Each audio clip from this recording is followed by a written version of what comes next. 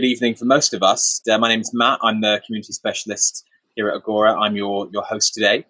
For those of you who don't know Agora, we're a digital art forum entirely run by volunteers. We hope to become the community where artists and tech lovers can come to discover, debate and connect. Therefore, we invite you to unmute your microphones and to freely interact with us during this talk.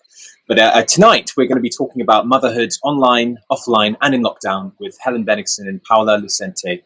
Helen is a video and performance artist exploring the presentation and construction of the body within an online maternal space and the association between space and place within the internet's hardware and software. We also have Paola Lucente from the Procreate Project. This fantastic initiative supports contemporary artists who are mothers working across disciplines. Since 2013, the Procreate Project has produced, supported and promoted projects both in the UK and internationally, often in partnership with other organisations and universities. Now, just before I pass over to Helen, I'll show you the trailer for her video project, Jude. I'm going to attempt to host for your viewing pleasure. What's the video about? I remember at night time going into a different room and just sitting on the floor crying, like, what is going on? Like, how did this happen? And I remember reaching out to friends of my parents, saying how unhappy I was and not having any support system in it. And everybody was like, you just have to, it's new, of course you're going to be unhappy. This is what happens. It's a new reality for you. I'd also moved to a new country. I'd moved to London. I didn't know anyone. I had no friends, no social life. I just had the person I'd married, who was a complete stranger, who was, in effect, in a world that was his world, and he found it really difficult to bring me into his world. So I was completely lost and unsupported in every way. It would be nice to know from the beginning.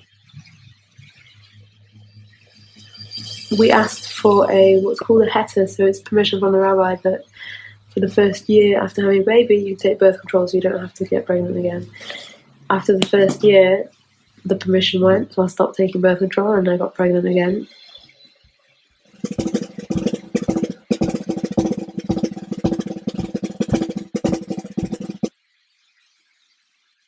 Well, there we have it. Great trailer, and now I'm gonna hand over to Helen Benigson. Thank you to Mimi and everyone at Agora for inviting me here today to talk about my PhD research and my project.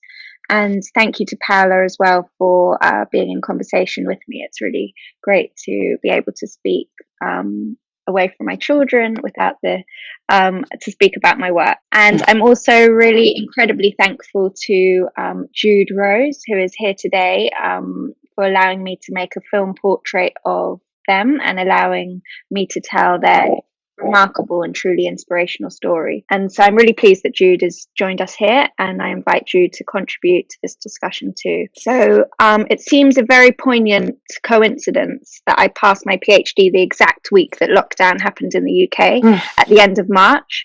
And I think lockdown has served to really amplify physically, but also theoretically, the exact energies of what my PhD research focused on, that of this oscillation between occupying a virtual performative space and that of the messy, interrupted, domestic kind of complexities of home and parenting, and now under these quite extreme transformations that we are living through. So my PhD exists as a website, which is www.fattened.net, which you're welcome to access after this talk. And it contains a series of moving image, audio and text artworks, which reflect on how maternality, which is the condition of the maternal, and which the curator Catherine McCormack used for the recent exhibition at Richard Saltoun Gallery, which I was honoured to be part of at the beginning of this year. How maternality is performed online and offline. And I've extended this tonight to think of it through the state of lockdown and how these multiple crises the world is living through, how maternality is researched, imaged, networked, fantasized, but most importantly, interrupted through our children and also through our devices. Just throughout this talk, I will refer to the word motherhood with the M in brackets as a way of opening up multiple and differing bodies of a maternal subject, or people who identify as mothers or parents or kind of key carers. And by timing the conception, gestation, and birth of 2 babies to form my doctoral research, I've used the project to stage my mothering body as an unstable working site at the intersection of institution, online, offline communities, and artwork. And throughout, I always say that my hand has been attached to my iPhone, which has formed an extended bodily limb, always connected to the internet or in aeroplane mode.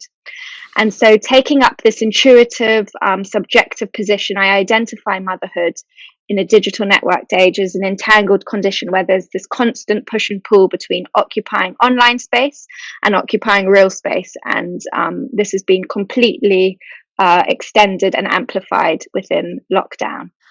So my project organises a new configuration of performed maternality, asking what constitutes maternal voice and how this can be spoken but also heard within a matrix of motherhood that is tongue-tied, umbilically tied, digitally connected and continuously switched on and charged. I use the terms fattened and flattened, and they're poetic terms that I use within the project. Fattened refers to a kind of pregnant, overwhelming space, and flattened is thinning, and tongue-tied, it connotes anxiety, loss or isolation, often experienced in the digital contemporary. And in my research, these terms overlap and leak into one another, and these limits are constantly breached and shifting.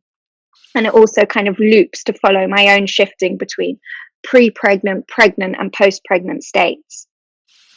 Writing and filming through my own visceral corporeality, I research maternal leakage and kinship, relating a wet aesthetic to maternal womb space and the flow of data we experience virtually.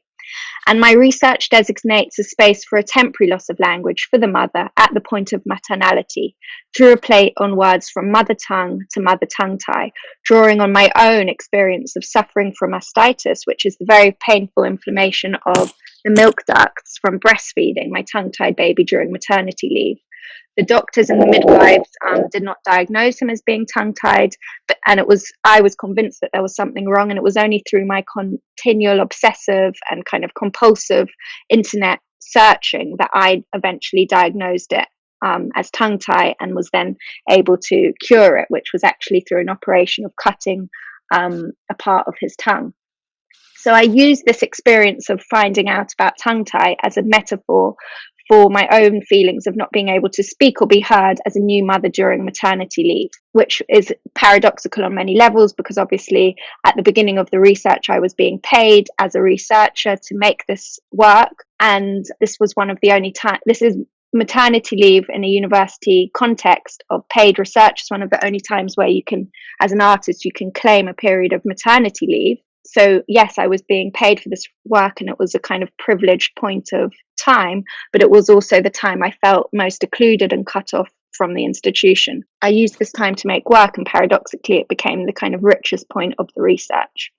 So central to my project has been the making of the film Jude, the film trailer you have just watched, which is the portrait of Jude, who is a former Rebbitzin and mother and drummer, and their exclusion from an Orthodox Jewish community as they come out as non-binary and acknowledge their sexuality, using technology, social media, and the internet as tools for exploring their performance of self and the construction of an alternative network of friends around their new identity. As one of those friends and an active member of the Jewish community that Jude is excluded from, this work has a particular bearing on my own activity as a mother researching what it means to speak through tongue-tied maternality. But we can talk more about this as the day or the evening progresses. So now I think I'll hand over to Paola, who will introduce her work. Yeah, hi everybody, and thank you, Helen, Alejandra, and Agora Digital Art for inviting me, and for the great introduction, Matt, as well. I would like to add that I'm also the mom of an incredibly active toddler, and I've been working in the art with different roles for the past 15 years. Procreate Project was founded in 2013 by my business partner, Diana Gravina, who is a visionary women artist, mothers advocate, and she inspires me every day. She is also a single parent and started this small organization that actually became a really pioneering arts organizations for its ethos and innovations in sociocultural impact. Together, we strive to rethink art gallery shows and the art systems to include parents and children. And we try to offer new models that are more accessible and inclusive. So the Procreate umbrella includes new commissions, and I'll tell you later about the latest 10 new commissions we have commissioned. Productions of artistic works, the Mother Art Prize, an online shop, an online publication, Mama, in collaboration with the Museum of Motherhood, and the Mother House Studios, which is a unique model of artist studios with integrated childcare, where children are welcomed and in the workspace. And we're going to find our long-term house in Lewisham later this year. We're just securing the venue. I've met Helen, and this is the reason why we're in conversation as well, in 2015, I believe. It was during the John Ruffman exhibition at the Zabudowicz collection, while I was working there as a gallery assistant. And she struck me immediately because she was fully pregnant. And I remember that her performance began with her pregnant body. I believe she was like laying down in a birth pool. And she started to rap loudly and so with a powerful voice. And I thought that was absolutely extraordinary and bold. And I'm afraid that all of us, like in the public, were thinking that probably she was going to pop from one second to another one. But I didn't know her work very well. And I'm grateful for this opportunity because it gave me the possibility to go deep into her practice and read about her PhD, which is fantastic. But also Helen is the winner of the Mother Art Prize, which is an international award at its third edition. And this year, Helen won with the video work Jude. Well, what's extraordinary, let's say, working with artists who are mothers. We've seen so many artists that explore maternity as a theme and develop works around their own experience and their subjective experience about motherhood. But what the most interesting thing about Helen's work, I believe, is the fact that she made her body the subject of her study and the medium through which she performs, research, creates art. As she said, shifting from like the pre-pregnancy to the pregnancy and post-pregnancy states, but goes beyond that as well. And the video with Jude, it's the proof of it. And I cannot reveal you so much about, obviously, the entire video because it's going to be premiered at the Mother Art Prize 2020 group show this November. So I will invite you to come and see the full video over there at the exhibition. But it is an extraordinary piece that moves at a whip-crap pace that takes a rhythm cues from its extraordinary soundtrack and entrances you with this insistent and persistent and imminent drumming and tells a story of trauma. Sorry? No, I should just say that it is Jude who drums the entire soundtrack. Yeah, absolutely. It's trauma but freedom in the same time, and it's been cut and put together beautifully. So the Mother Art Prize this year had an amazing selection of judges. We worked with the director of Richard Saltoun Gallery, the director of the Diversity Art Forum, so Liam Colam, Pauline De Souza, Elvira Onyagi-Ose, the director of the showroom, Eva Langret, the artistic director of Frieze London, Claire Mander, the chair of the steering committee for the National Museum of the Women in the Arts, and Frances Morris, director of Tate. The selection process, like applications, need to go through 3 different stages. And since the beginning, having seen the process behind the scene as an organizer, and knowing that the process were absolutely anonymous because the artist didn't have to put their name anywhere, so nobody knew who was the artist behind the artwork.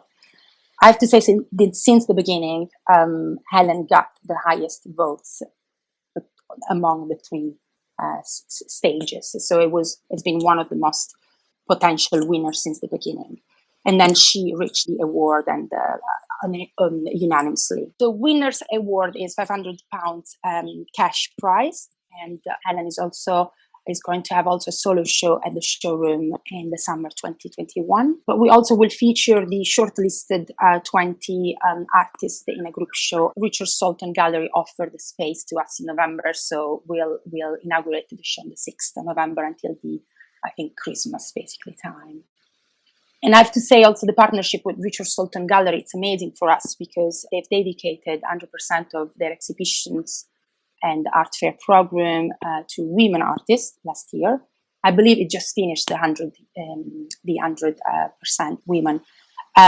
But anyway, they address the gender inequality and encourage a wider industry action through debates and collaborations. So to go back to Jude, the loss of identity is one of the recurrent themes among the artists who are mothers, and particularly during the lockdown. And the lockdown has magnified certain unease feelings as families were confined to their homes without the usual outlets of school and works, friends, and childcare. And for instance, due to COVID-19 breakout, our public program had to be delayed and potentially cancelled. So we found ourselves, they stopped and froze our funds. So we had an estimated financial loss of dozens of thousands of pounds. But thanks to the support of the emergency response funds from the Arts Council England, we were able to award £1,000 each to 10 artists selected among 175 applications. We did run this open call throughout the period of the lockdown. So this has been the most interesting open call we had so far because the level of intimacy that the artists shared with us and about their life was very high this time. We felt a strong connection to each one of them through the selection process and felt very grateful for the generosity and the trust they put in us. And because our work goes beyond an art organization duties, we share also the perils of other women throughout the most intense and consuming time of their life, which can be motherhood. Mm. And I can go on and on, but I feel like stop as well. So maybe. Now might be a good time to show the crowdfunding trailer for. Yes. So one of the projects is the Mother House Studios, and I don't know how much you know. It is a pilot. It's been piloted 3 times in the past, so it exists. So we're trying to open up. So we try to design and offer some solutions to the lack of infrastructure that we feel that are at the base of the art system, seen from the points of view of newly mothers and parents. And so one of them is the Mother House. It's a model of artist studios with integrated childcare. But because we didn't have the money, we had to raise £50,000 last year. We did a crowdfunding campaign that was successful, and we raised £50,000 within 6 weeks, I believe. Wow. And we gained the support of the Mayor of London, the Lewisham Council, where we're going to open, Forbane Foundation, and other amazing donors who gave from £20 to £2,000, £5,000, private people who believed and sustained the project. So the video, it's the video for the crowdfund. It was to convince people to give us money, but ultimately it gives you the idea of what an artist felt when they were at the Mother House.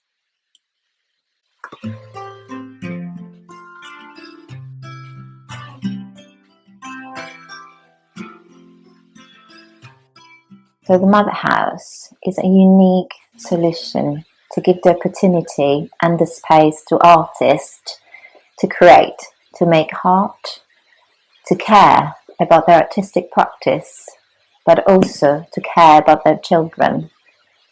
It's a place where children can see their mothers outside the domestic context. It's a revolutionary model that really allows the artist to flourish on a personal level and from a professional capacity. It allows them to be in a safe space, surrounded by like-minded people, by a community that understands their needs. It's a model that is tailored around women's priorities when having children.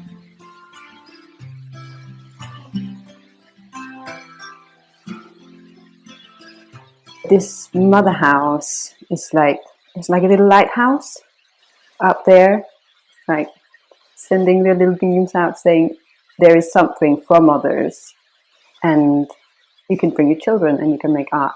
Working at the mother house completely changed the relationship I have with my son. The mother house is in itself a little village of like-minded people who have different artistic strands and want to develop and grow together and raise their children at the same time. When I had my first daughter, there was no such thing as the mother house. But I would have wished that there was a space like that available during especially these early years.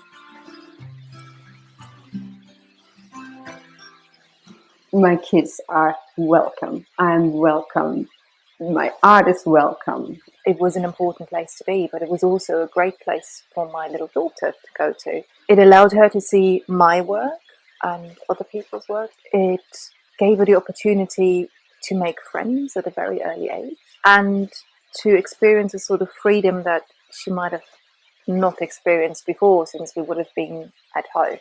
And at one point he was sort of standing on top of the paper and sort of asserting his authority over the work and things. And then I was at home 2 days later and he hadn't kissed me before, and he climbed up onto my lap and gave me a kiss. There's something really profoundly odd when you think about it, about that level of segregation between child and adult activity. And it's really exciting and important that a project like the Mother House that really turns that on its head and creates a space in which both the adults and the children are able to bring together and to be together and to witness each other engaged in their creative endeavours.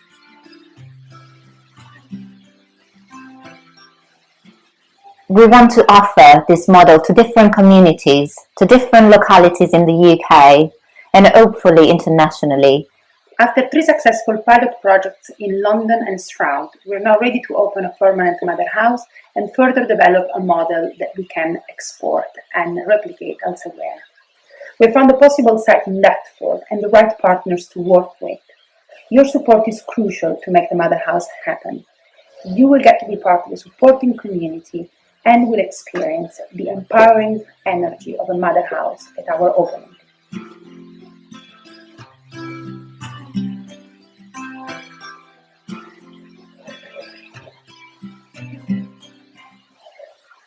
Wow. Well, congratulations, firstly, for reaching the funding goal for what is such an important and amazing project.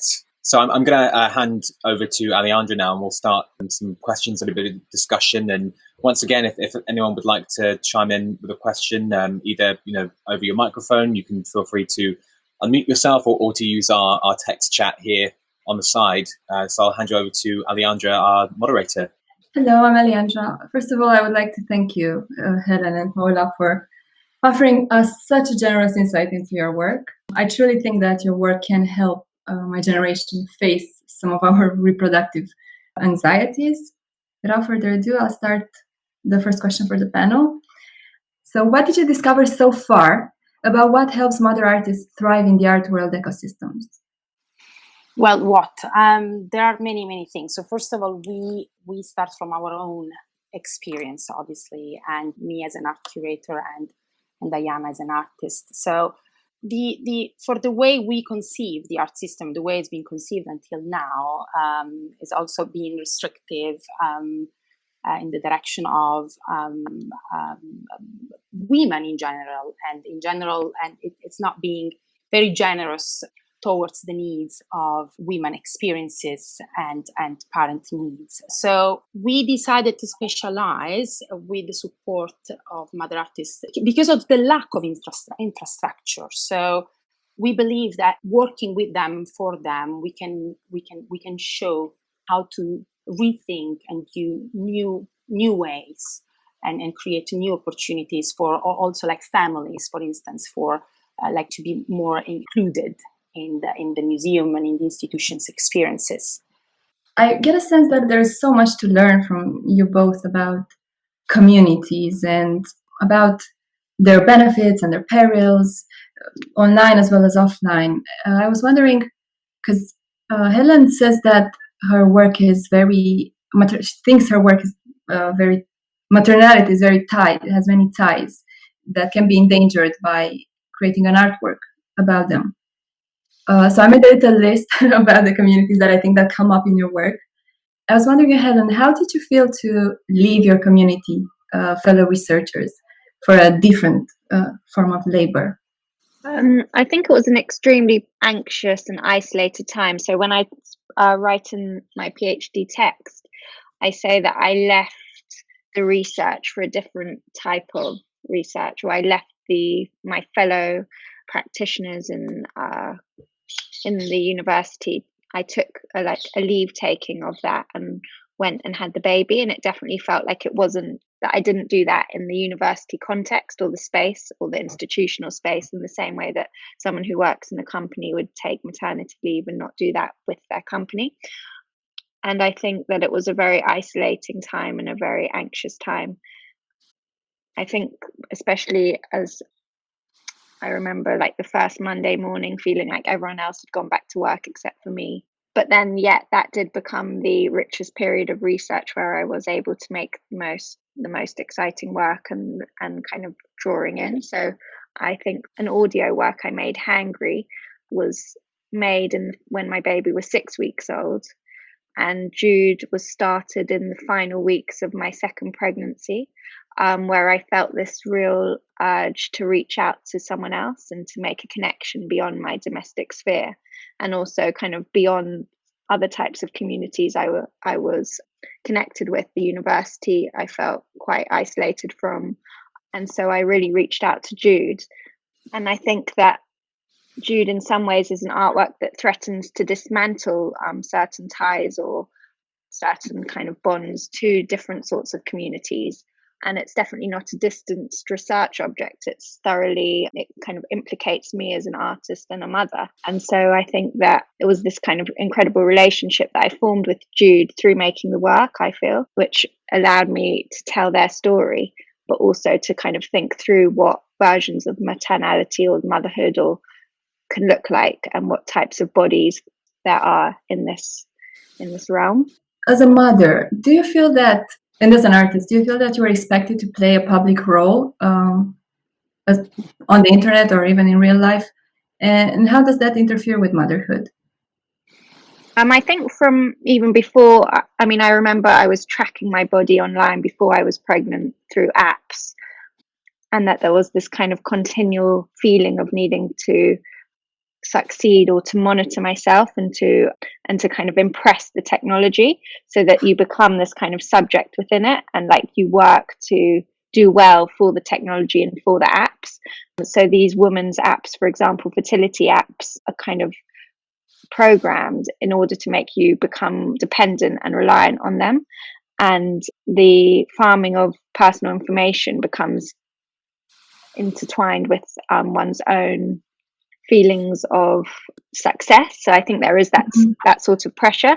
And then I think it's really interesting how parents kind of make these online profiles for babies before they're even born, and there's definitely this kind of increase in this like perfectionistic external validation that parents have. There's a study that says that the increase for seeking external validation directly relates to depressive symptoms and anxiety. And so this kind of uploading and performing online serves as this kind of version of things that might be lacking. So real community or real advice, or, for example, as I said, that my midwives and doctors diagnosed tongue tie, so I found that myself, and it was also through these online communities that I accessed when I had just had a baby, because it's at your most vulnerable time where you're like asking people for questions, asking people for answers, and so you become part of these strange kind of worlds that are secret or private until you're strangely part of them. Absolutely. You use the words compulsive and obsessive about searching for a solution on the internet in your presentation. And I get a sense that you have a very seductive and very nuanced view of addiction throughout most of your works. You almost depathologize it, like when it comes to diet culture and workout culture, and now technology, being addicted to technology. Would you like to tell us more about that? Do you think technology can create real intimacy, or is it just a false nourishment? Well, I think that lockdown has shown how problematic it is when there is a real lack of interaction between people and a lack of touch. I remember going out with my 4-year-old during the lockdown and him asking whether leaves and trees were real or not real, and not knowing, and like there was this kind of questioning about the difference between the screen. I'm not sure if that's exactly what he was referring to, but this sense of lack of touch is something that's deeply troubled me, particularly in the last few months. And I think this addiction to the phone and the screen, there is this addiction and this constant need for affirmation and checking and scrolling, searching, and checking to see if you've got a new message. This constant need, but it's also been highlighted because people need to know what's happening and connecting with other people who might not be necessarily in your space. And it's actually brought people, from really far closer together, but people who were near to you pushed out. That this is something I read, obviously, on Helen's PhD writings, and I can only confirm that, from my experience as a new mom, it's true. It's like I've never been a supporter or a consumer of blogs, but especially the first year of being a new mom, not having a family support around, I found myself Googling and being constantly online. And the fact is, it's just very easy. It's like unlike some traditional channels, the internet has the advantage of being able to fit around the lives of busy moms, and especially when you have a small child, while we might have no time to sit down and watch a TV program, it's like it's easier to go online for 10 minutes, upload a picture, try to look into people's life, catch up with friends. But social media sites like Instagram and Facebook create an unrealistic expectation of a family life, which fuel anxiety and can trigger depression. And even the Duchess of Cambridge, I believe, like she also spoken about the pressures of being a parent lately. Yeah, she talked about feeling the pressure, of being online and offline as well. But yeah. I think for me, there was this true paradox, this moment where I found myself breastfeeding every single night during the height of lockdown. And while I would breastfeed, I would read every single newspaper article or app on my phone and feel this tremendous guilt for kind of being on my phone when I should be looking at my child breastfeeding lovingly, but also this absolute kind of obsessive need to know every single figure and fact about what was happening with COVID-19, and feeling this, such a kind of anxiety of not knowing what was happening, how long it was going to be, and that's kind of gone down a little bit. So I'm feeling less needing to check the news as much as I was. Yeah. I also wonder, Helen, what happened to the alter egos of powerful women in your work? Where is power now located? I know that you use the username Mary from Mary Kelly, and there's so many parallels between you and her work, wonderful parallels, the extensive research, using information as both form and content. And I wonder, is she your new alter ego? No, my version of her? I don't think, no. I think being a mother is more than enough of an alter ego, because you become this other person when you're in the playground or looking after your children. So I don't think I can cope with another identity of artist identity and mother identity, because I definitely see them as two distinct identities, and that's enough for me. Yeah. You also said that your alter egos are you, but almost not you, or something like that. I remember. Yeah, not quite. But Not I think quite. also in terms of the films I've made, for example, and the works I've made for the PhD, they all can be versions of me or different versions of different mothers. Yeah. I think it's time to invite the first question from the audience. Someone commented that the internet acts as a global village in a broader way. I agree. It's the same with... Yeah. I think Jude's here, if you want to say hi. Hi, Jude. Hi. What a pleasure to meet you. Hi. So you're asking me the question of what it feels Yeah, I'm asking you the question, Jude. Would you be happy to comment on how it feels to have been represented by Helen in the way that you were? I think it was a very powerful experience, I think, for somebody to take an interest in my journey of becoming me, as well as that side of being a parent. Like, I've been a parent for 17 years now, and my oldest daughter, I have 3 children. My oldest is 17, and I totally lost myself through parenting and through lack of identity, and for me it was a hugely powerful experience to be able to share my coming out story and my story of finding myself through Helen's film, and really showing, I suppose, that one can be a parent, but one can also have their own individual identity, and one is not always just a parent. And I think for me at that time, when my children were little, I had no identity but an identity of a parent. And actually, it's one of the things I found hardest in lockdown, is that I don't go to an office anymore. I'm constantly surrounded by my kids 24/7, and there is no other form of identity apart from being a parent the whole time. It's just 24/7 in your face. And the film kind of brought out my own identity and my own journey of identity. I don't know if that answers your question. Yeah, no, I just said it's just really interesting to hear your take on it. I was struck when Paola, when you were showing those images of the mother space. For a feminist of my generation, double Helen's age, who raised again a child in London. I mean, to me, it felt like a very strange kind of space, that space that you've created, because I feel that a woman's place and a mother's place is in the world, and I wondered whether being locked down back into that maternal space with women and children, no men around, no fathers around, etc., it didn't signify a kind of strange kind of retreat into an image of the maternal that felt to me to be quite suffocating. So hearing Jude say that in their experience, being at home with the children now involved a kind of restricting or a minimizing of the world is quite interesting in relation to that.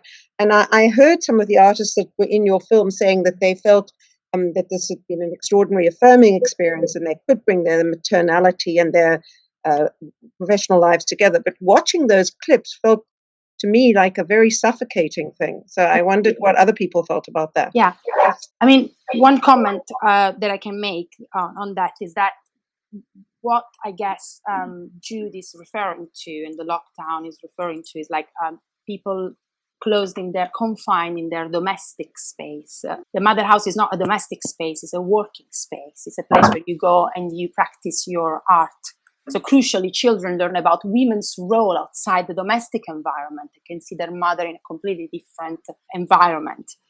Now, the fact that the artists are all together is that it's proven. I mean, that's my experience, but the experience of many women, that by being together and sharing this journey with other people that are in the same condition will, improves mental health, and also like your creative practice can improve because you can learn from others, and also like your way of being a mother, if you want to, can improve or change, or at least you can have a debate with somebody with whom you build a relationship day after day. and gives you this, peer support, community support that some women, it's not for everybody, but some women need.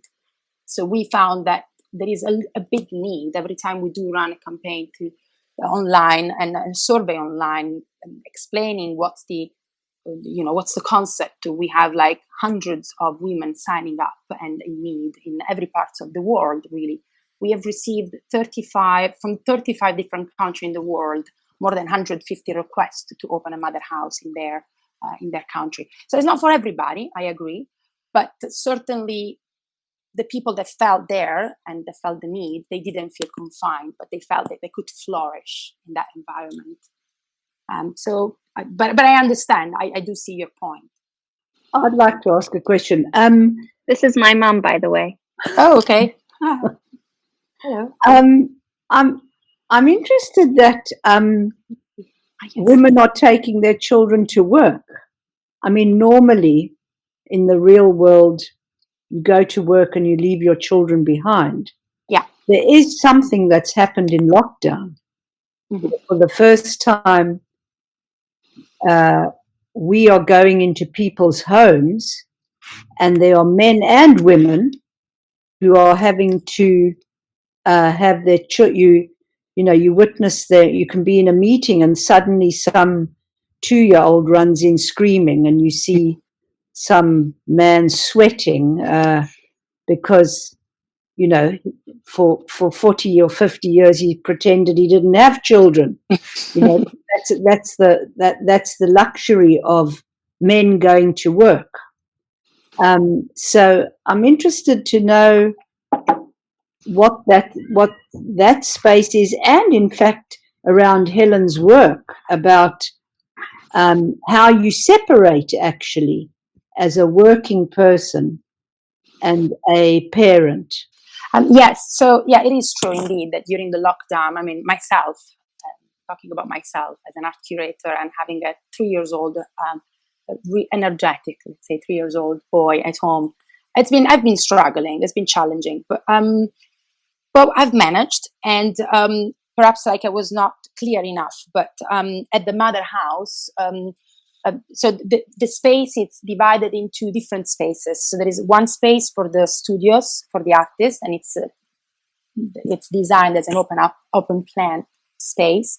And there is another space dedicated to children, where we have dedicated people that will take care of children. So it's not that children are like they're not left to the mother's surveillance. So although they can enter and go in and out if they want to, and interact with the mothers, and vice versa, mothers can interact with them if they want to. But of course, there will be people. There are people there, because it's not necessarily true that actually you can work with a child around you all the time. So of course, there will be people there taking care of children. The model is based on, the childcare models. Usual childcare models are based on separation, as you said. What we believe is that integrating that can create an extremely creative and a more intense bond, mother-child bond, that can ultimately, it can ultimately improve your art practice in different ways. Maybe you realize that you need to change the medium, or you need to use different materials because children are around, and then it forces you to think about different ways of creating or expressing your ideas. In different ways. So it's a very personal experience as well. It's not universal, I think. I would just say something about this idea of pre-internet feminism, the personal is the political, and how the domestic space became a means for galvanizing and generating on a kind of the good of many. And then with the internet, there was a shift, and it became about a personal validation and this kind of emphasis on individual aspiration and individual, and there was this kind of glossiness of what happened behind the scenes. So for example, celebrities on Instagram, or this huge interest, not just me but other people too, in kind of the lives of celebrity and individual. But I think that in the last few months, with COVID-19 and also the huge racial Black Lives Matter and this huge racial inequality and movement that we have seen, I think that there's been another shift back to political activism, and I think children coming into the computer screens in Zoom meetings is another example of how there's a shift back towards a kind of generative moment where people aren't going to just agree to leaving their children all day and going to work and having no work-life balance. People want more from life, and I think that's a major part of it, that people aren't embarrassed now to say that they have children. And I think that there was a time where the internet tried to hide things that happened, or the messiness, and now that's not going to happen anymore, I hope. One of the recurring sort of themes at a lot of our talks has been how people have adapted to using, the internet and online meetings like this in their work during the lockdown. But for either of you, do you see your kind of workflow or the way that you work being altered kind of permanently from this going on, or are you sort of viewing this more as a temporary situation? In terms of? Just in terms of meeting other artists, for example, and I guess especially for you, Paola, as a curator, it's a very sort of new, different way of connecting and networking with people. Yeah. No, definitely for us as organization was a good discovery, in the sense that, first of all, it's easy. You don't have to travel so long. We're in London, so we could be more efficient about our time, and we could do many more meetings throughout the day. But also, we did run the selection of the Mother of Prize applications, and we received 627 applications from over 45 countries in the world. And we did everything online, and we thought, so throughout meetings on Zoom, so the 9 of us, me and Diana and the judges, met on Zoom and had long days of discussions. And in the beginning, we felt about cancelling the prize, not the prize, but the selection process, and trying to postpone it to perhaps November, December. But then we said, who knows? And perhaps we felt that actually it was going to be a nice thing to select and to tell somebody that actually they won the prize, and many other different organizations cancelled so many other arts events. So we felt we could do it. And in the beginning, some of the judges probably felt very scared in the beginning and were very threatened by the way we were going to do it. But then that eased the process very much. And especially also with the selection of the 10 commission and with choosing the 10 commissioned artists, we were able to do something that we probably wouldn't have done if we didn't have Zoom. Or not that Zoom didn't exist before, but it was much easier to think that you could meet people. We were able to interview 50 artists and try to ease the selection that way, and really have this interview back to back, 4 or 5 in 3 hours. So, and artists from America, from wherever in the world. So of course we had Skype, of course we had the WhatsApp and FaceTime before, but I think throughout the lockdown, during the lockdown, we made the use of the internet much more than before. So it was very helpful for us. It's a question about the overwhelming physicality of pregnancy and early motherhood. So Laura asks, how important do you think, therefore, the physical experience of being a biological female body is, and what knowledge can be gained from this body? How does this intersect with the virtual body? Well, I think regardless of the type of body, motherhood or parenthood or having a baby, pregnancy is literally the hardest, most insane, crazy, traumatic event that any person can go through. And I think it's the one thing that's never translated between the generations. There's this huge interruption and distortion to the body that probably no one recovers from. And I don't think the shape or the look of the body probably, yeah. Does anybody else have anything to say? No, and yet the idea of motherhood as the Virgin Mary and the Renaissance time is this joyous and pink lady with a baby, with an adoring baby in her arms. So definitely for many years there's been a lack of representation of the truth. But lately, I don't know what you.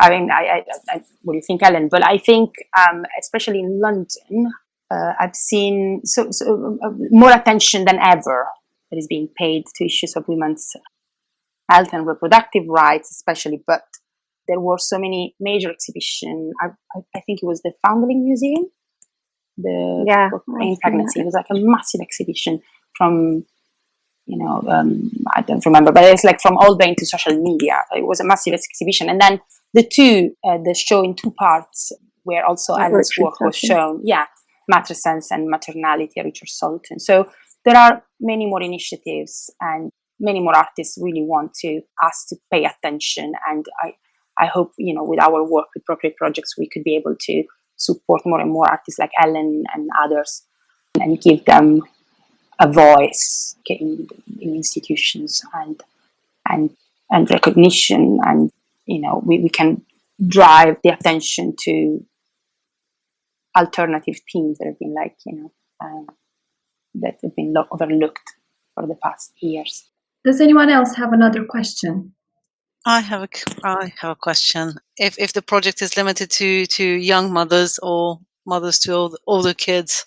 Oh, in particular, the Mother House Studios, or every other project? Because all the projects, yeah. Well, no, all sorts of people who are caring for children, so they can be grandmothers as well. They've been mothers, so it's not like it's just because probably they do understand what's the lack of support that is behind, behind the fact that you need to build your career while having to take care of children. And we all know how yes, Ellen described it very well. I don't want to scare anybody, but I see very, very few young people.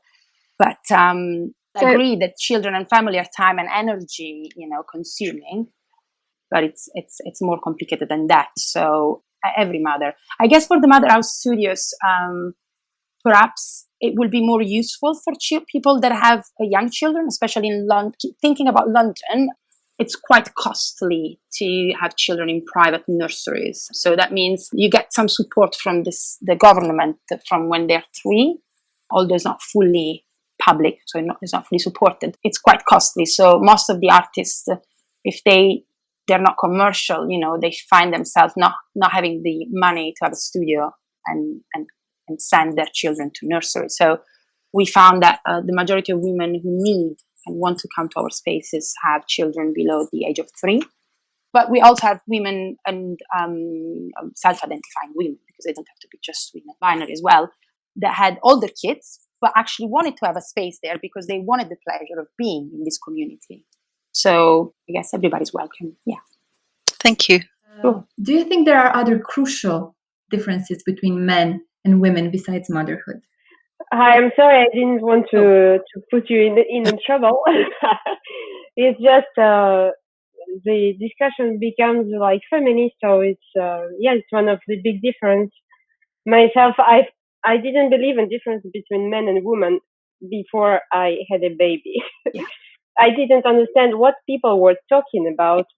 What is so different? We may do kind of same stuff differently, but when I had a baby, I understood that it's nothing to. Yeah. Do you find that as you are quite familiar with all these questions? Do you find there is something else as strong or as important?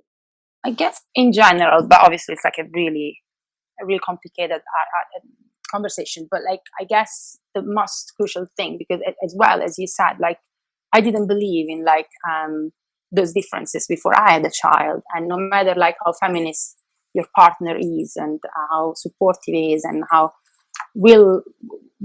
he's willing to take the 50% of the workload, I guess is that famous mental mother workload that it's still on us. And it's been like that for generations. So it is something we have to work on with the next generations in order to just finally at some point to just take it off. But I think it's eradicated in people's mentality and the way we were brought up. I come from south of Italy. I mean, it's just it's been so difficult for me. It's in my head. I'm the mother. I have to take care of the house. It's just, and for as much I am a feminist myself, and it's difficult for myself as well. No, I suppose I wanted to say that, like, to think about that not every single person who has a baby is a woman. Not every single person who might want to be like, if you're saying motherhood, what exactly are you defining in that word by saying motherhood? And I think, interesting your question, are there differences between men and women besides motherhood? There are men who are having children now, so it's a very, very complex question, and it's not such a straightforward. It's not. There's not so much difference in a way, because there are men having children now, there are women having children now, there are non-binary people. So this, it's a really big question to think about. And how do you and for me, who is defining a mother? Like, for me, that's a big question. Who is defining the term motherhood? Well, I think a single father can be considered as a mother. We should give them this title. Yeah, because a single parent is everybody by default. He should do mother's job, father's job, and all the other jobs as well. So if it's a man, so he's the mother.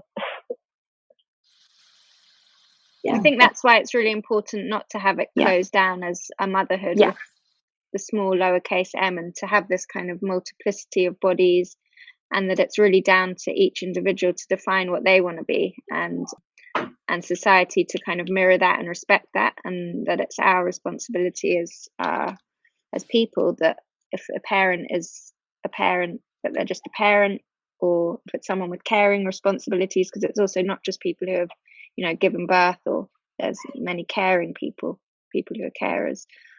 There was discussions like on political level about in France, as much as I know, about letting to eliminate the words mother and father. And for example, when you declare something about your child for school or anything, there is parent 1 and parent 2, and there is. But I think even in the UK, there's still this huge problem. For example, Freddie McConnell, I don't know if you know him. He's a man who gave birth, and he really wants his name on the birth certificate to be father, but they won't allow it still. And he's gone to the High Court to ask for this, and it still hasn't been approved. So there's still, Yeah. There is definitely a big debate, but like also the word mother has so many historical connotations that for some, like we want to keep that, but also we're not close-minded, because we do also have a program called, and Helen, I've met Helen again there. I believe you were there. It's called Oxytocin. Yeah. And Oxytocin Mother in the World is a platform for critical art practices, maternal and feminist theories and health services that we put together every year. And the symposium highlights new ideas where infrastructures and creative programs can support and facilitate healthy families. Yeah. But taking, like last year, especially the panels hosted academics, health professionals, and artists examining the subject, but starting a discussion about sensitivity to the LGBTQIA and non-binary parents.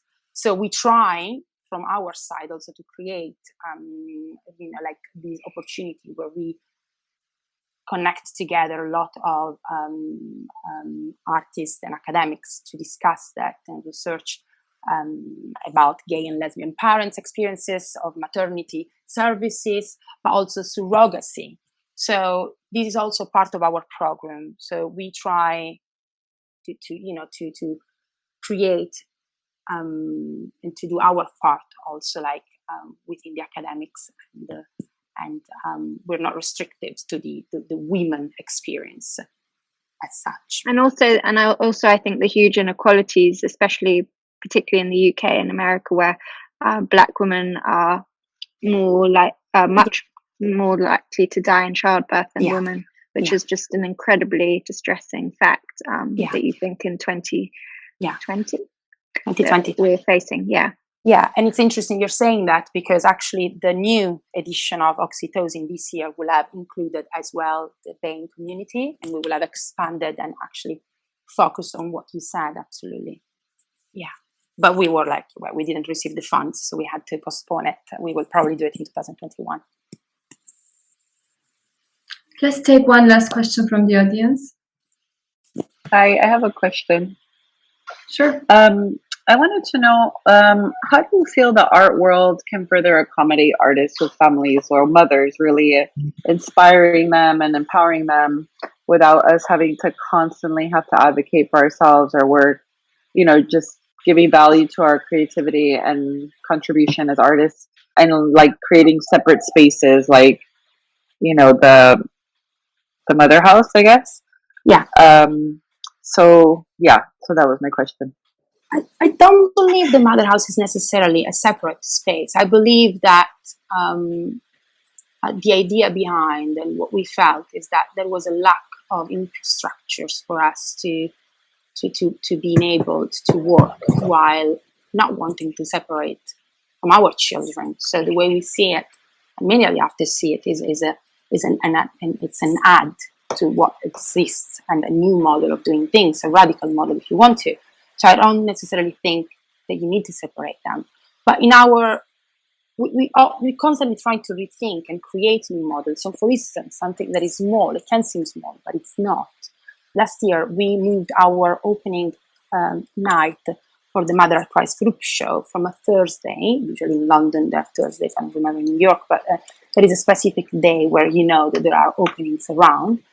And so we moved it to a Friday, and we decided to open the gallery at 3 p.m. rather than 6 to 9, which is usually like the time where, you probably feed your child and put to bed your child. And therefore, you don't see so many children, small children. You see mine, because we are Italian, so I'll bring them until late at night for shows. But like in general, you don't see children, and you don't see mothers, like newly mothers. So by just doing that, so we extended the time between 3 p.m. to 9 p.m. Of course, we saw different people coming depending on the time, but also we saw 300 people coming through the door, and the space, it's a very small space. So we had like a huge amount of people throughout the door for the opening night of the show. And also we customized the experience specifically for parents' needs, with a dedicated area for the children to engage with simple art activities, such as drawings, while their parents look around, show, and could network with people. Because, one of the first things I remember I felt the lack of, it was the networking, the hated networking activity that you actually need to do in the afterwards sometimes. But really, I started to not go anymore around. So we like to think, and we try to, create and think about and really create some kind of best practices. And perhaps what we would like to do in the future is to work with institutions and big organizations and trying to think about with them how to be more inclusive for family with children, young children. Great, thank you. I'd love to say a really big thank you to Helen, Paola, and also Jude. We'll keep you up to date with the release of the film, and good luck with the premiere. We really hope that you've enjoyed our event today. So for now, thanks so much for joining us tonight. Again, do stick around if you'd like to. I've been Matt, and you've also been hearing from Alejandra and Young Mi, and we hope to see you again at our next talk.